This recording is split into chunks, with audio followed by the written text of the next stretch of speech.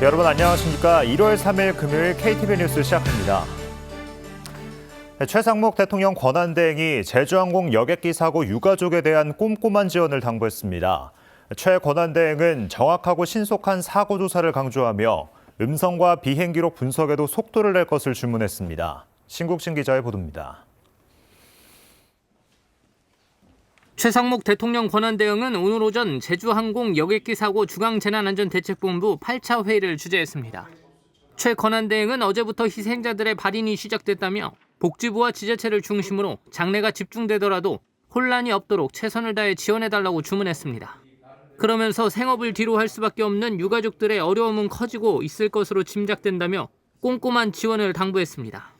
정부는 우선 저소득 유가족에 대한 긴급 생계비를 지원하고 건강보험료와 국민연금 보험료 등은 납부 예외로 적용하기로 했습니다. 또한 오는 6일부터 이번 사고로 인해 긴급하게 돌봄이 필요한 유가족에게 긴급 돌봄 서비스를 제공합니다. 어르신이나 자녀 등 가족에 대한 돌봄이 필요한 유가족은 공항 내 접수 전화와 긴급 돌봄 대표 전화 등으로 신청할 수 있습니다.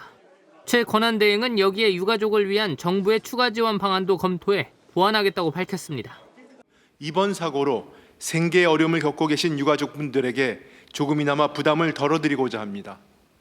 또한 유가족분들을 위한 추가적인 정부 지원 방안도 검토해 나가겠습니다. 최 권한대행은 정확하고 신속한 사고조사도 강조했습니다. 최 권한대행은 국토부는 비행기록장치 분석을 위해 미국 교통안전위와 운송 시기, 방법, 소요 기간 등에 대한 협의를 조속히 매듭지어달라고 당부했습니다. 아울러 국내 현장 증거 수집과 음성 기록장치 분석 등도 조속히 완료하라고 지시했습니다. 한편 최 권한대행은 정부는 유가족들의 권한을 소중히 생각하며 업무에 매진하겠다며 현장에서 힘써주신 관계자와 국민께 깊은 감사를 드린다며 인사를 전했습니다. KTV 신국진입니다. 윤석열 대통령의 탄핵 심판 사건의 두 번째 변론 준비기일이 잠시 후 오후 2시부터 헌법재판소에서 진행됩니다. 재판부는 국회와 윤 대통령의 입장을 듣고 구체적인 쟁점을 정리할 것으로 보이는데요. 이를 토대로 다음 주에는 재판관 전원이 모여 회의를 개최합니다. 최영은 기자의 보도입니다.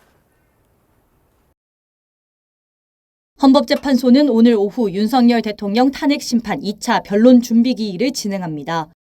지난 준비기일과 마찬가지로 정형식 이미선 수명 재판관이 주재하고 청구인과 피청구인인 국회와 윤 대통령 측 대리인들이 출석할 예정입니다. 지난 기일에선 탄핵 소추 사유 검토를 마치지 못했다는 이유로 입장을 밝히지 않았던 윤 대통령 측도 이번 기일에선 의견을 낼 전망입니다. 재판부는 양측 입장을 듣고 탄핵 심판의 쟁점을 정리합니다. 2차 기일을 앞두고 윤 대통령 측은 추가 서류도 제출했습니다. 헌재가 요청한 답변서도 포함됐는데 구체적 내용은 밝힐 수 없다고 헌재는 설명했습니다. 대통령 측의 추가 소송 위임장 1월 3일자 답변서 제출이 있었습니다. 오늘 두 번째 기일을 마치고 재판관들이 추가 준비 기일이 필요하지 않다고 판단하면 준비 절차는 마무리됩니다. 본격적인 변론 일정으로 들어가는 겁니다.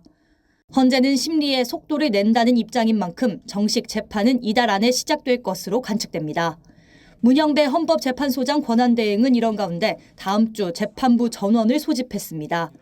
신임 재판관이 취임하면서 재판관 8인 체제가 된 만큼 재판부 전원이 회의를 열고 현재까지의 진행 상황과 업무 분장 등을 정리할 것으로 보입니다. KTV 최영은입니다. 네, 대통령 경호처와 대치 상황을 이어가던 공수처가 조금 전 체포영장 집행을 중지한다고 밝혔습니다. 자세한 내용 취재기자 연결해서 살펴보겠습니다. 네, 이혜진 기자 소식 전해주시죠. 네, 고위공직자범죄수사처는 서울 한남동 관저로 진입해 오늘 오전 내내 윤석열 대통령 체포영장 집행을 시도했는데요. 영장 집행을 막아선 대통령 경호처와 6시간째 대치하면서 신병을 확보하지 못했습니다. 이런 가운데 공조보는 금일 체포영장 집행과 관련해서 계속된 대치 상황으로 사실상 체포영장 집행이 불가능하다고 판단했습니다. 이에 따라 집행 저지로 인한 현장 인원들의 안전이 우려돼서 오후 1시 30분쯤 집행을 중지했다고 밝혔습니다. 향후 조치는 검토 후에 결정한다는 설명입니다. 공조보는 이와 함께 법에 의한 절차에 응하지 않은 피의자의 태도에 심히 유감을 표한다고 말했습니다. 앞서 체포영장 집행을 위해 투입된 인원은 공수처 30명, 경찰 특수단 120명 등 모두 150명입니다. 이 가운데 공수처 30명, 경찰 50명이 관저 안으로 진입했었고, 이 남은 경찰들은 관저 바깥에서 대기하다가 일부 인원이 이후 추가 투입된 걸로 알려졌습니다.